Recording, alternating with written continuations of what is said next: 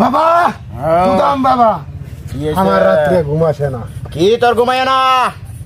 তোর কিনো চিন্তা নাই, তুই উদাম বাবার কাছে আসছস। তুই জানস না রে উদাম বাবার কি পাওয়ার রে? উদাম বাবার পাওয়ার আর নদীর পাওয়ার এক জাত রে। উদাম বাবার পাওয়ার দেওস না, উদাম বাবার কেতা বালিশ লাগে না। তোর কি হয়েছে?